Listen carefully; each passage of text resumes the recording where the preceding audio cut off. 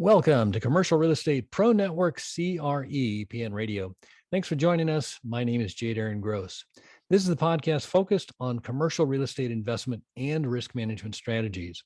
Weekly, we have conversations with commercial real estate investors and professionals who provide their experience and insight to help you grow your real estate portfolio.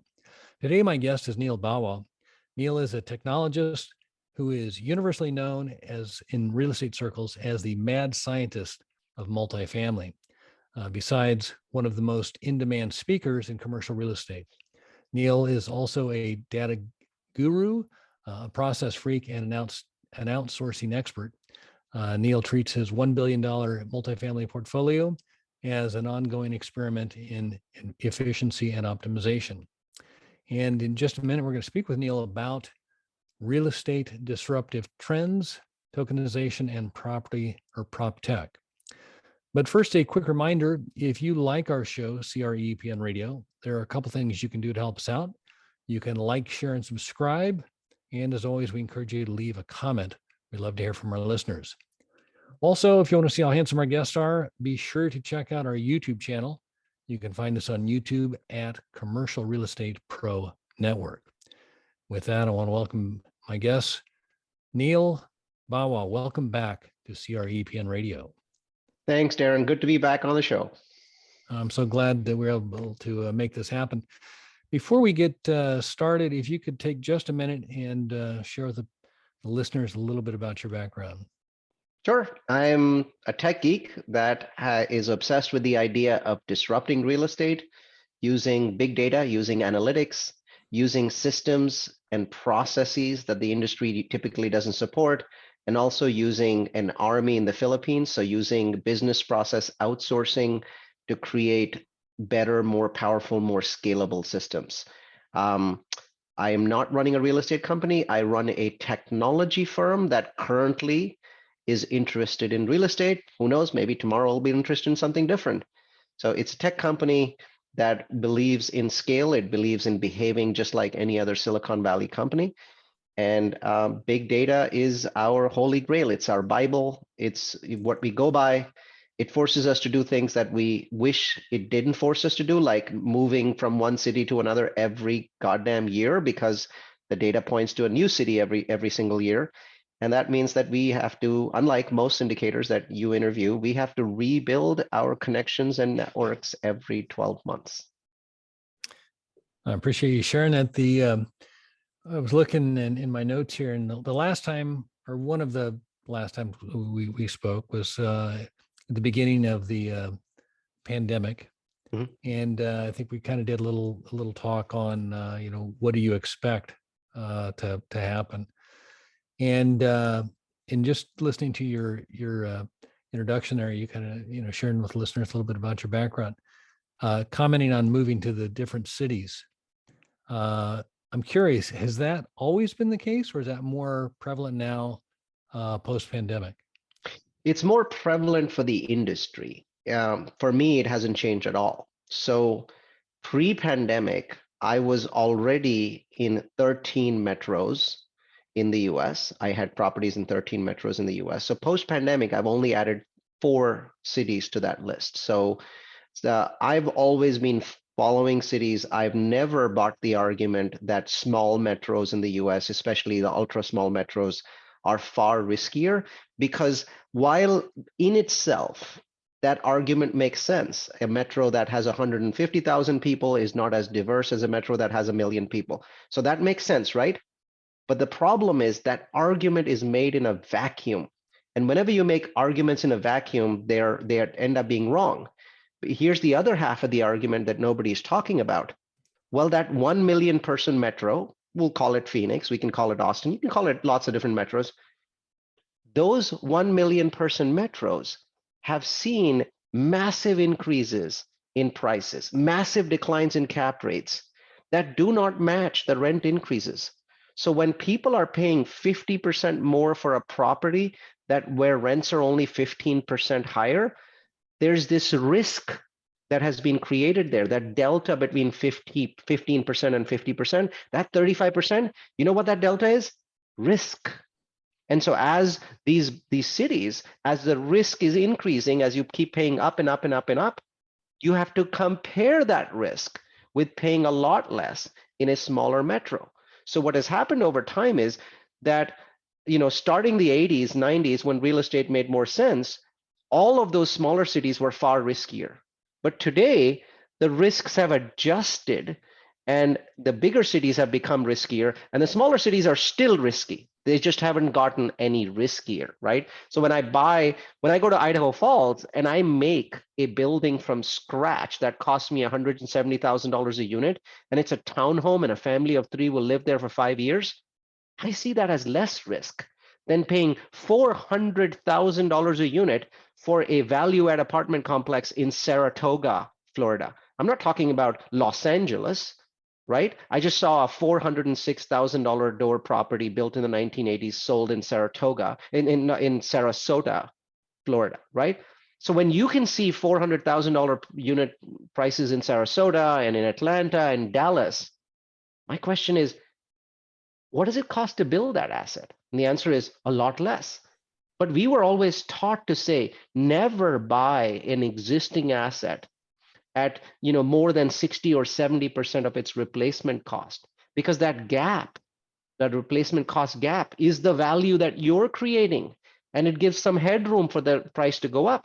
But today, people are actually buying value adds at higher than the cost of replacing them. Yeah. And that risk is not being factored in. So the answer to your question, Darren, is I've always been more interested in smaller metros. I've just been more validated by the pandemic, where cap rates in all of those smaller metros have, gone down. Right. No, and just the migration, the work from home used to be like the exception, whereas now I find it, I don't know, it's the rule, but I would say, by and large, the majority or the number of people able to work remotely is, exploded compared to what it was in 2019. Yes, and that's very fascinating, right? Because everyone thinks they understand this work from home piece, and I don't think people really do. One of the data providers that I love to track, right, since the pandemic started, is this company that basically measures key swipes at offices. So this is a company that provides some kind of a key swiping digital application. And so what they do is, just like U-Haul does a report of who's moving and what state are they moving to, this company does a report of what percentage of people who were in the office one day before COVID struck have come back. And the answer is, in Texas, which, really, you would think everybody would be back. In Austin, 43% of the people that swiped their key the day before the pandemic swiped it last week. Only 43% in Texas, in a red state, a deep red state, right? So what most people don't realize is that the office market in the US is going to undergo a very powerful but very slow meltdown. Now, why very slow? Because luckily a lot of their leases were 5-year and 10-year leases. So they're seeing a massive meltdown happening. They're very nervous because as leases are coming up for renewal, only 70 or 80% of those leases are getting renewed. Well, office is not really set up to have 70% occupancy. I mean, office is set up to be a 90% occupancy market, and that's what the prices were based on.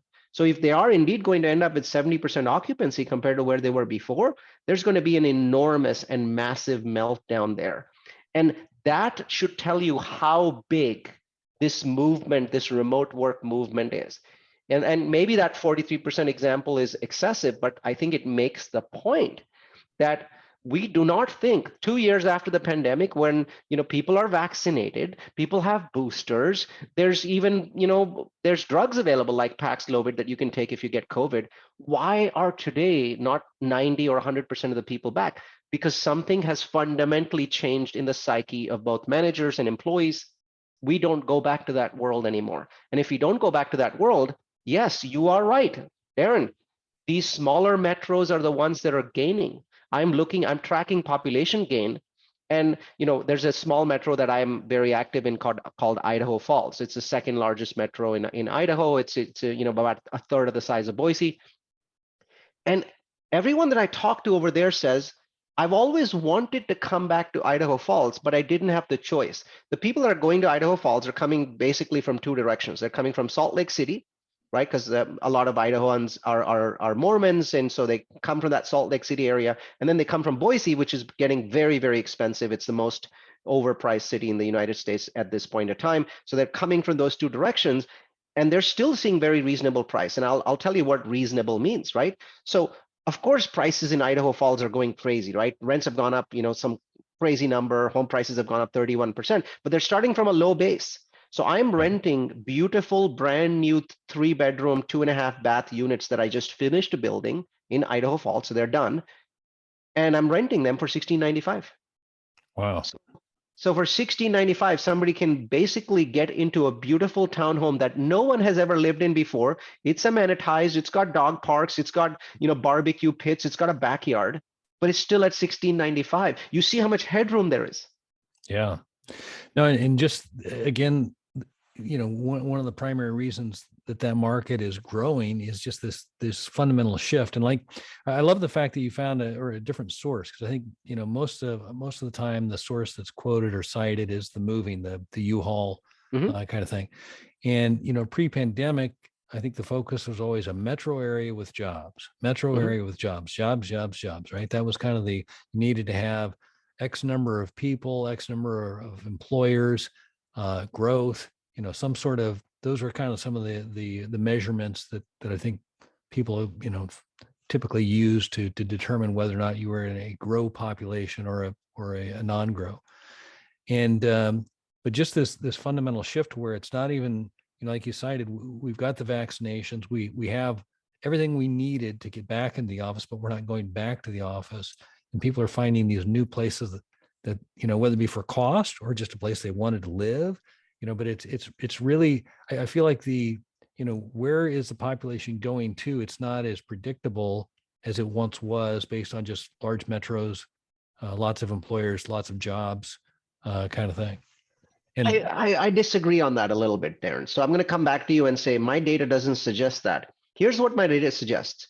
The big metros are still very important. The big jobs, the job centers are very important. What has changed, according to my data, is the radius around those.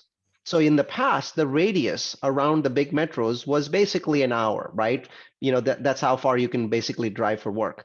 What we are seeing now is that the radius has gone from being 1 hour to 2.5 hours, wow, because people are coming into the office twice a week, and so that radius is very expanded. I mean, and imagine 2.5 hours, right? That's a very, very large change in radius. So for example, somebody can actually work in Salt Lake City and live in Idaho Falls, right? yeah, That's massive. That is huge. People can live in Tucson and work in Phoenix. And before that, that was not even conceivable. So I still think that the big metros are important. I still think Phoenix and Austin and all these superstar metros are very important.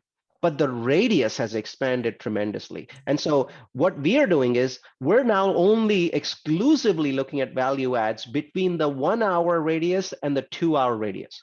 Right. So this morning's meeting, we have full-time staff on the value add side, and then we have full-time staff on the development side. And so I do a 1 hour development meeting where I look at all the properties they're looking to, all the land that they're looking to buy. And then I have another meeting with the value add people on what they're looking to buy. And I was struck by the fact that today in the meeting, every property that was discussed was attached to a metro, but it was in every case at least an hour away from that metro. So we had a property that was an hour from from Nashville, an hour from Atlanta, and then an hour and a half from Phoenix. Right? Those are the sort of properties I'm looking at. And people go, so why aren't you just looking in Phoenix? What's wrong with Atlanta and Phoenix? My answer is, I don't want to pay $300,000 a door. I'm still able to find properties at $130,000 a door. I have just purchased 2 properties this year. Okay, one of them I paid $129,000 a door. One of them I paid $130,000 a door. Okay, oh, and obviously the rents there are lower. I get it. I mean, obviously, I'm not suggesting that these properties are cash flowing at 20 or 30%. Nothing like that. My point is, I have headroom for further growth from 130,000 when the cost of construction has become so inflated that I can't even build new construction for less than 300,000 a door, right? yeah, So yeah, my argument is, and maybe I'm wrong, I mean, who knows, right? This is what what data science shows. Today, when you buy an 80s property at $130,000 a door, practically anywhere in the US that has growth. So, this argument only works if this small city that we're talking about that nobody's ever heard of actually has growth, population growth, job growth, income growth. All those factors need to be present. And it's not very hard to find those because I'm talking about 1,000 small cities, right? Right. You can eliminate 700 of them, 800 of them, and just work with the 20%. That's still 200 cities that no one else in Darren Gross's ecosystem is looking at, right? Right. So I can afford to basically reject a bunch of them. Well, when you buy an 80s property there, especially if it's brick property for 130, my data shows you've already got 20 or 30,000 in equity because the syndication industry hasn't figured out that the cost of construction in the last 18 months has gone from 200,000 a door to 300,000 a door. So that Yeah. $100,000 door increase means that no one can ever build a property anywhere close to $200,000, even in that tertiary market, which means that there's no construction possible at all in tertiary markets, these remote markets at all. And so that means that I can keep increasing my rents because I'm not going to have any incoming supply whatsoever for No. years, for Yeah, years. yeah, yeah. No, and I think there was I forget what the name of the book was, Sam Zell book, but one of the his mantras that I grabbed onto was exactly that. If you can buy it for less than you can build it, you've got something, you've got some value there. You've got a built-in equity, like you're saying. Right. And But to expand on that, what if you can make that gap bigger and bigger and bigger, that's huge, right? So yeah, today, safety. no Yeah. one can build an apartment complex anywhere in the US for less than 250,000 a door, even in a like remote market. I'm not even talking Right. tertiary. I'm talking remote. 250 is your starting point. If I can buy a property at 130, that's only a 50, 53, 54% of replacement cost. I think to me, that looks less risky than buying the same property 100 miles closer to Phoenix at 250 a door. Right. Because now you have a new construction property that can come in at 300 a door and completely outshine your 250 a door price. Well, and even add to that, what you're seeing is this: as the ring or the radius gets larger, those people in that metro area, they're looking outside that area, so that at some point you're going to have that, the demand will shift because they'll overbuild or whatever that will be. That, I mean, not that it will happen, but there's more likely that you could have more towers, more cranes, more construction in that metro area. And like you said, if everybody's having to pay $300,000 a door to build, the rent they have to charge just to make that work, eventually people are going to say, we don't have to go to the office every day. If we only go like once a week, twice a week, or whatever it is, what if we looked an hour out, and all of a sudden now you're in Neal's neighborhood and you're And going, you're in wow, a look at that. nicer area with Yeah. nicer weather, right? Like, for Yeah. example, Asheville has become one of these trendy new places. So I talk about these trendy new places. Bend, Oregon has Yep. become the kind of place where people have moved from San Francisco. There's a plane that leaves Bend at 6:20 in the morning. It gets to San Francisco at 7:45. The entire plane is filled with commuters. And they Yeah. go on Monday and they come back on Tuesday and then they work from their home Wednesday, Thursday, and Friday. And they have Ben's gorgeous climate, amazing, amenities. And homes in Bend are going completely insane. Same thing's happening with Asheville, which has great quality of life. So what's happening is each month, more and more people are coming to that conclusion. So it's a trickle. It's not a flood at this point of time, but each month there's a trickle, and that trickle is in favor of these remote locations. No, I love it. So you've identified the markets, which you always have. You mentioned, and we talked a little bit before we started recording, how you've shifted some of your work, or most of your your work, from value add to now you're developing.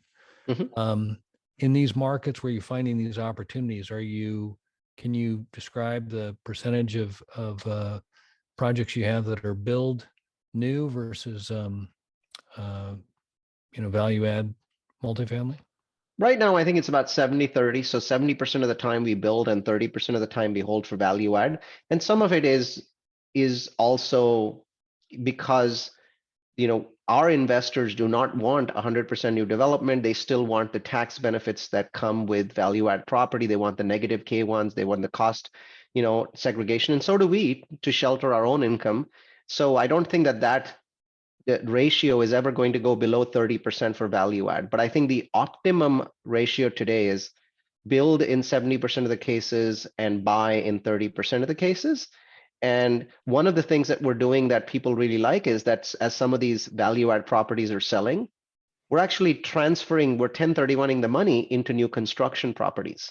So what's happening is that we're going from a short term, okay, we did this, we did the rehab, and in 2 or 3 years, we made you a certain amount of money. Now we want to put that money into a legacy property that we can hold for 10 years.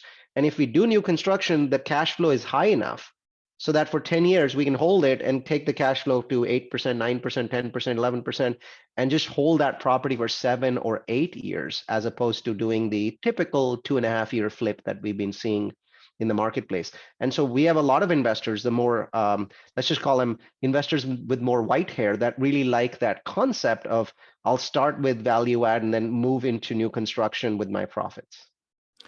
Well, in new construction too, your CapEx is zero for those years. I mean, once you have it fully developed there, I mean, that's kind of a beautiful. I mean, once you have Zero it work, capex, low yeah, maintenance. So the yeah. first 2 to 3 years, the maintenance cost is very low.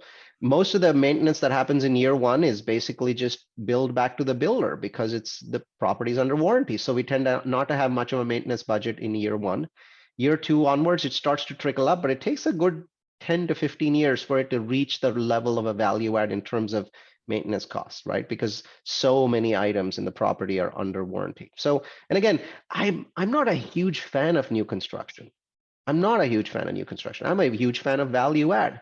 But the question is value add becoming an oxymoron, right? So why are people today buying a 60s property that is, completely in my mind, that property is redundant and needs to be torn down. People are paying $200,000 a door for them.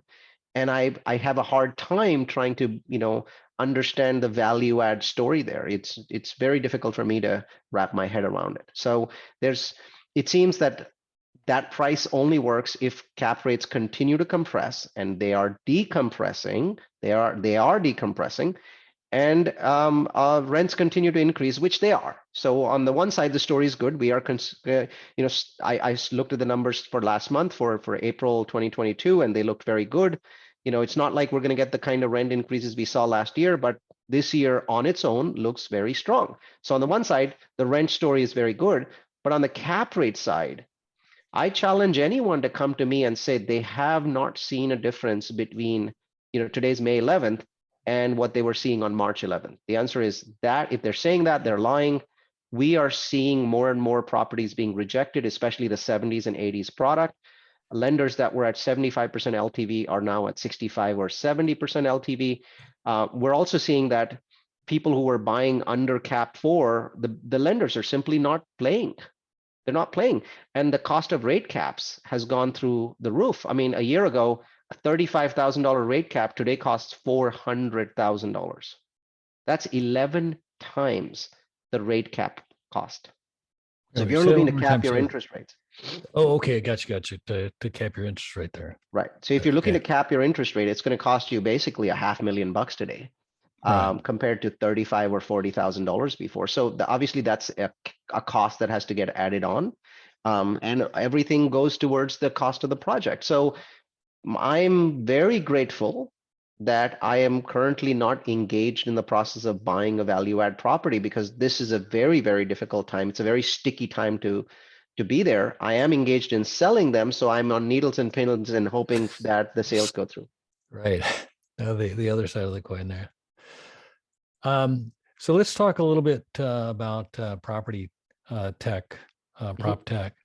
I know you've been the technologist and are big proponent of remote virtual assistants and systems and that and when we talked, and I know that your story from a standpoint of integrating that to increasing the occupancy and the follow through with the prospective tenants and that.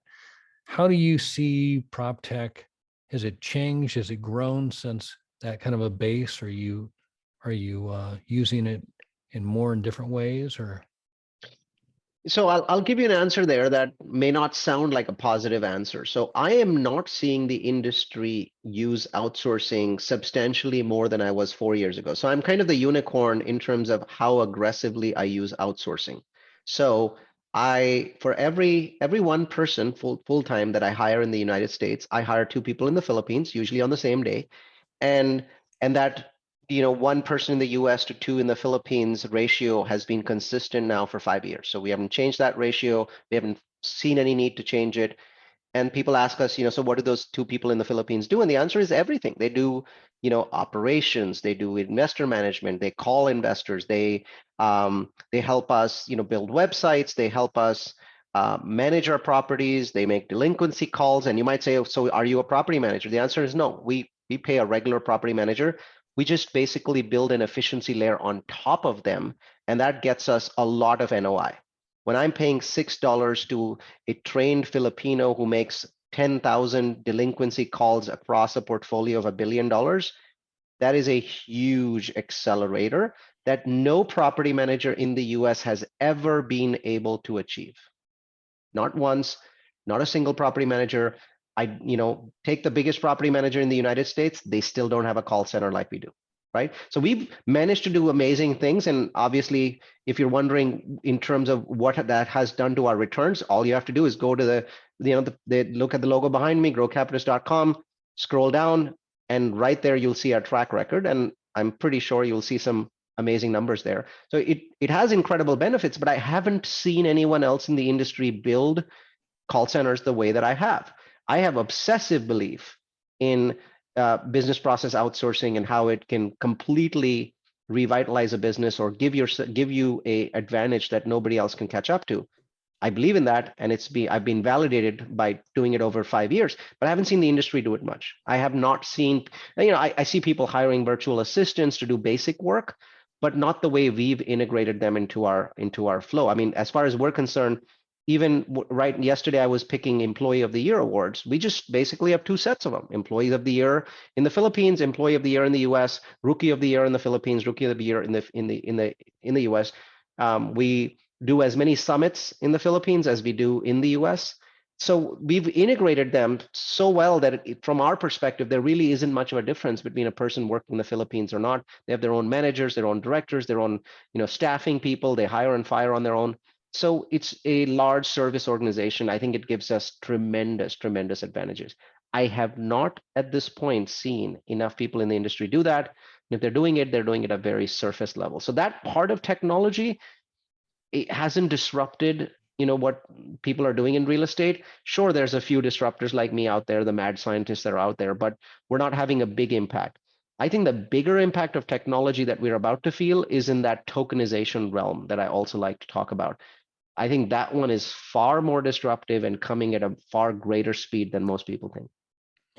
When you say tokenization, is this kind of like the blockchain technology being applied for fractional ownership, or how do you see that? That's exactly right. I mean, so you think about real estate. Real estate is the largest industry in the world. So if you look at the total amount of real estate in the world, it's 3 times the size of the world stock market, right? 326 billion. How is it that the largest market in the world is today, 15 years after the iPhone was invented, still can't be purchased on a phone? You can't go tap, tap, tap and basically do something. I mean, today I talked about Idaho Falls being a really good market. You've probably never heard of Idaho Falls. Shouldn't you be able to just whip out your phone and go to some app and go in there and say, I want to buy $5,000 worth of multifamily in Idaho Falls, $5,000 of single family, tap, tap, tap, tap, tap, right? Just like you do with stocks, because somebody gives you a tip when you're at a party and you whip out your phone and say, okay, I'm going to buy 50 shares or 100 shares of so-and-so stock because somebody just gave me a tip. That doesn't happen. Real estate is simply not a digital economy. And yes, we've digitized pieces of it, but overall, we're still buying real estate in much the same way as we were buying before. And one of the reasons was that the way real estate is bought and sold, the counties are very involved, right? So there's all this escrow and title and all these other processes that make real estate less efficient. And for the longest time, there was this need for a technology that would create transparency. So you would know who owns a property, and all of the escrow and title pieces and make it transparent. Well, somebody built that technology back in 2009 for purposes that had nothing to do with real estate.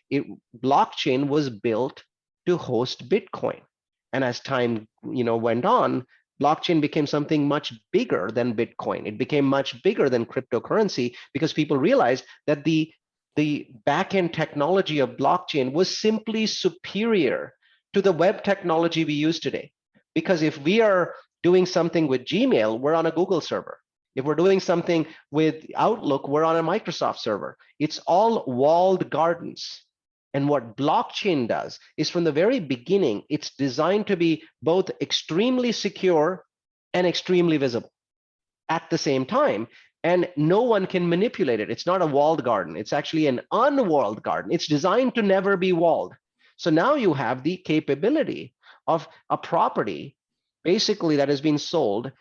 Once it's sold, its title is on the blockchain. And because it's on the blockchain, if you and I are disagreeing about who owns this property, our lawyers can spend 15 minutes in a room, go look it up on the blockchain and say, sorry, Darren, it's Neal's property. It's very clear. That's what's on there. And that's just a very tiny example of how blockchain can be used. But there are hundreds of discrete advantages that a future world where real estate is hosted on the blockchain compared to today's world. And one of the biggest pieces, the quickest pieces, is tokenization. You can take a multifamily property that's you bought for $30 million, and you can break it up into $100 tokens, and you can sell those tokens on the blockchain on websites such as T0. You might say, how would I know where to sell it? You don't, listen, when you buy an Airbnb property, you don't go and build a website. You just host it on airbnb.com. Right? So people find you on airbnb.com. Well, the same sort of thing is going to happen for blockchain. T0 is currently the world's #1 website for this kind of product. So you can go to T0 and you can buy tokens of real estate right now. And this movement's just beginning. T0 just started hosting 6 months ago, started hosting multifamily property tokens. And a lot of people are thinking, but this is like Bitcoin and the price of Bitcoin went down 40% or 50%. Yeah, but Bitcoin doesn't have an underlying asset. Right. Real estate is an yeah. underlying asset. Its price, why would it change? If the price goes down 30%, people are going to rush in and buy this property because it's still the same property as 6 months ago when it was worth 30% more. Right. So that's why it's actually far superior to buying cryptocurrency, which can decline to half of its value, which is what we've seen in the last 6 or 7 weeks. But that real estate is still there. So you're never, ever actually investing in a token. You're investing in a property.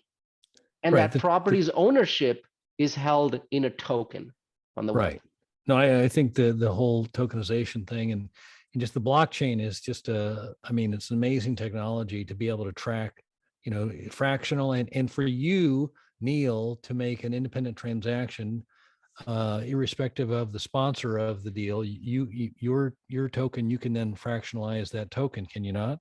If you can, but in practice you can't. I think that you do need the syndicator, you do need the sponsor to host their property on an engine such as T0. So while technically you could go and sell your shares on the web, I don't think that's going to happen for a decade.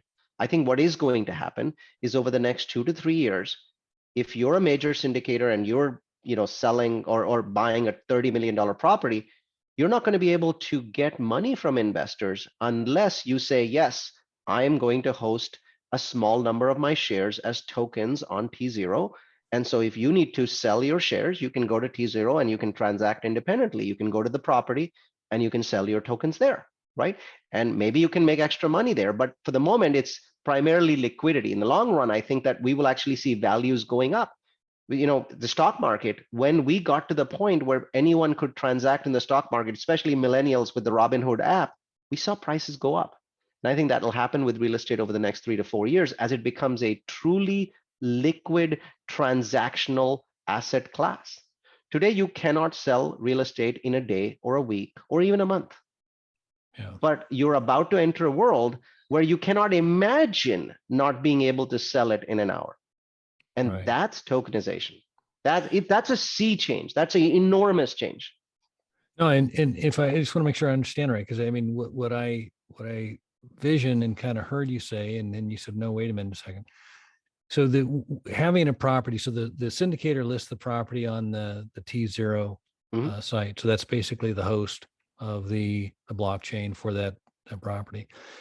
You have 100 tokens for a property, say, and you have one. And if you wanted to sell a portion of that or all of it, you could sell that token independent of the syndicator, could you not? Or do you have to wait for the syndicator to sell You the property? definitely need the syndicator to do the listing on T0 first, Right. because No, I that mean, listing is too absolutely. If it's expensive. right, So if I it's think once listed. the listing is done, then you can go there and you can transact, right? So you can Okay. go to T0 and you can transact. And to be honest, T0 is still evolving this process. So right now you can't, you have to go to your syndicator and the syndicator has to list it there. But it's just software. It's all going to get written out in the next year, where you can basically go in there, you can get a key from the syndicator and you can say, this is your unique key, plug this key in. And now T0 knows that you actually own these tokens, and you can basically go through the process of, selling your tokens there. Um, and I think right now the location where the tokens are held, it's called a digital wallet, is actually not on T0. But in the long run, you're going to be able to host the digital wallet in T0 itself, in which case you just basically log into the T0 interface, just like you log in today to get your K1, right? So you're going to be able to log in and go in there and click and sell, just like you do for E-Trade or Robinhood. So we're moving in that direction, but I think that there's a number of steps that take 2, 3, 4 years to get us to the final goal of liquidity, where you can basically just log into an interface and say, I want to sell half of my shares today, click list, and then you look at what the offers that come in from people. And just like you sell shares and you can set a stop limit and say, I don't want to sell my shares below this number, that's the kind of liquidity that people are looking for. And I think we're going to get it. And we would have never gotten to this point if cryptocurrencies and blockchain hadn't happened independent of real estate, because what that has done is it's built the infrastructure. There are now hundreds of millions of digital wallets that are in existence with cryptocurrency in them. So people have become comfortable with this concept of blockchain being the back end that is moving all this money around. So now you basically created hundreds of millions of ready consumers. Yeah. Now, somebody I was talking with earlier was talking about how even I think Visa and Mastercard are now kind of green lighted uh, blockchain, and That's right. and the In platform. countries, right? I don't know what the platform is, but it's just because I was always wondering about from Bitcoin. I mean, this just a speculative type thing. If there's no additional, I don't know how you can manipulate the currency, like in the U.S. the dollar. I mean, that's all about manipulating the currency, which Right. is as far as the government there. Well, we But are seeing manipulation happen in the cryptocurrency market. We certainly are seeing evidence of that. Bitcoin fell about 50% in the last 4 or 5 weeks. So I think that it has become a speculative asset, just like any stock. And big whales can move the numbers up, they can move the numbers down. So there's a lot of challenges there. But keep in mind, one of the biggest reasons why it's so speculative, why it's so volatile, is there's no underlying value. The right, only underlying value of Bitcoin is that other people believe it has value. And there are days when people really believe that, and there's days when they're not so sure. And so, but with real estate, the beautiful thing about tokenization is your money is always going into a physical cash flowing property. The token is simply proof of ownership. So you're just transferring ownership of the asset. So the underlying strength of the asset is truly what makes me believe that tokenization of real estate is, in the long run, actually much more compelling than either cryptocurrencies or these monkey NFTs that I see on the web. That NFT stuff, in my opinion, is just bullshit. yeah. I'm still having a hard time understanding exactly the value in that, other than it's a novelty kind of thing. But I've always been in the slow ski kind of lane. So, hey Neal, if we could, I want to shift gears here just real quick. By day, I'm an insurance broker, Mhm. and we try and assess risk and determine what to do with the risk for our clients. And there's a couple different strategies we typically consider. First, we look to see if we can avoid the risk. If we cannot avoid the risk, then we look to see if we can minimize the risk. And then if we can't minimize the risk, we look to see if we can transfer the risk. And that's what an insurance policy is. And as such, I like to ask my guests if they can take a look at their own situation, um, frame the question however you like with regards to whether it be you, the market, whatever situation you'd like to frame it. But answer the question, what is the biggest risk? And again, just to be clear, while I am an insurance broker, I'm not necessarily looking for an insurance related answer. So with that, Neal Bawa, what is the biggest risk? The biggest risk to the commercial real estate market, so I'll stay away from single family. The biggest risk to commercial real estate family is that the Jobs Act in 2014 made it very easy to raise money, have syndicators raise money. And what has happened today is syndicators have become such a massive percentage of the overall multifamily market that they're inflating the market far, far beyond its fundamentals. Not just beyond its fundamentals, but far, far beyond, because their ability to raise money has accelerated far beyond and far quicker than the property's ability to raise rents. And so that has created a situation where there's a very, very aggressive all ships rising effect that is making these properties go far beyond their fundamentals. And that is a very risky situation. We're all in it. I'm in it, even though I'm doing new construction, I'm still in it. And so it's something that we have to really watch very, very closely. I do not believe that it's possible for this bubble to deflate. It has to burst. And so I'm just being very cautiously watching this to see if there's any evidence of it bursting. And it probably isn't ready to burst yet, simply because rents are rising so fast. So to me, the point at which the bubble could burst is, the Fed's raising interest rates very, very quickly. They have to do their job because inflation's out of control, which means, and the Fed has only once out of 10 times succeeded in engineering a soft landing, which means that there's only a 10% chance that we'll have a soft landing this time. There's a 90% chance we'll end up in a recession. So when that happens, rents could fall. And that, I think, is the point of greatest risk for the commercial multifamily market that has been flooded by syndicators, including myself, since 2014. So we've had 8 years of crowdfunding and the syndicator flood. We have not seen the bubble burst. All bubbles by their nature must burst. I don't believe in bubbles deflating. It happens sometimes. I don't think this one will deflate. So I'm curious to see what happens when rents drop a bit in a recession. And luckily, they don't tend to go down a lot in recessions. Sometimes they won't even go down at all in recessions, right? So most US recessions, rents haven't declined. But if they do start declining, I wonder what happens to the industry at that point. Sounds like a recipe for keeping some powder dry, just in case, right? That's great. Well, Neal, thanks for sharing that. And again, thanks for making the time to do this. Where can the listeners go if they'd like to learn more or connect with you? Well, I happen to be the only Neal Bawa on the World Wide Web. So NEAL space BAWA, hit enter. If you're interested in some of the typical topics I talk about, you can type in Neal Bawa interest rates, or Neal Bawa virtual assistants, or Neal Bawa best cities in the US. We are best known, and there's about 35,000 people following us, for publishing a list of never heard of cities that are astonishingly profitable. And we publish that list in January each year. We've already published it for this year.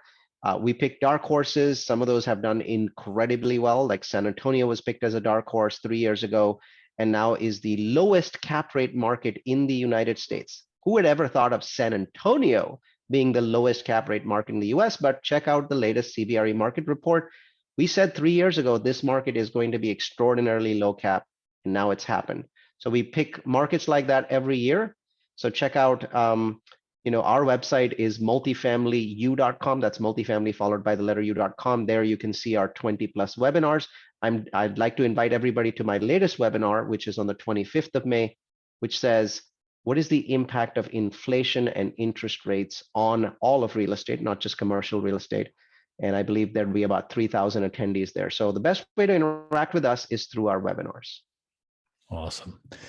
Well, Neal, I can't say thanks enough. Always enjoy it. Look forward to doing it again soon. Awesome. Thanks for having me on the show again, Darren. Thank you. All right. All right. For our listeners, if you like this episode, don't forget to like, share, and subscribe. Remember, the more you know, the more you grow. That's all we've got this week. Until next time, thanks for listening to Commercial Real Estate Pro Network's CREPN Radio.